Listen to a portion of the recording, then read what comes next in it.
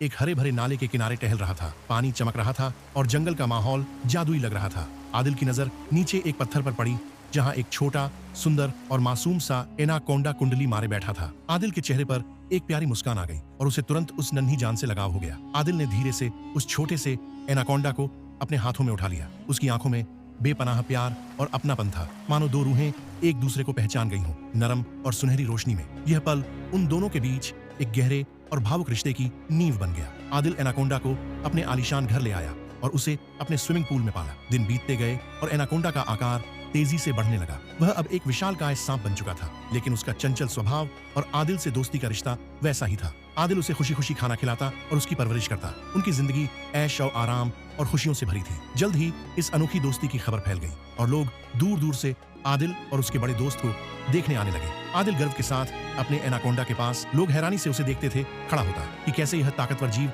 इतना शांत और दयालु था। लेकिन उनकी खुशी ज्यादा देर नहीं रही। अचानक वन विभाग के अधिकारियों का एक समूह तेजी से उनके घर की तरफ बढ़ा। उनके चेहरे सख्त थे और उनकी आंखों में कोई दया नहीं थी। यह एक नाटकीय और खतरनाक पल था। आदिल के दिल में दर्द की लहर उठी। वह अधिकारियों के सामने गिड़गिड़ाया। उसकी आंखों में आंसू थे और चेहरे पर बेबसी। लेकिन अधिकारियों के चेहरे पत्थर की तरह सख्त थे और उन्होंने आदिल की बात सुनने से इनकार कर दिया। अधिकारियों ने विशालकाय एनाकोंडा को एक बड़े लोहे के पिंजरे में कैद कर दिया। एक क्रेन ने उसे ऊपर उठाया। आदिल अकेला टूटे हुए दिल के साथ यह नजारा देख रहा था।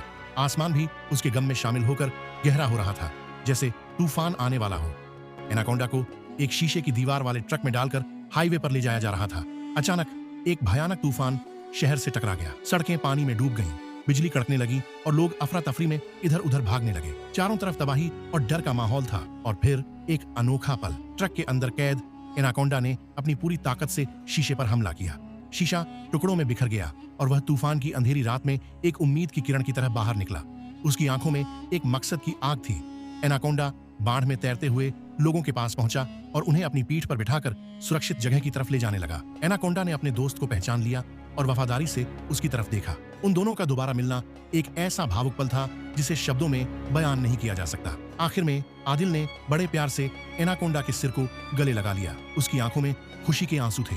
आसमान से बादल छंट गए और सूरज की किरणें फूट पड़ी। यह एक जीत, प्यार और शांति का दृश्य था। लेकिन आपने इसके लिए लाइक और सब्सक्राइब नहीं किया।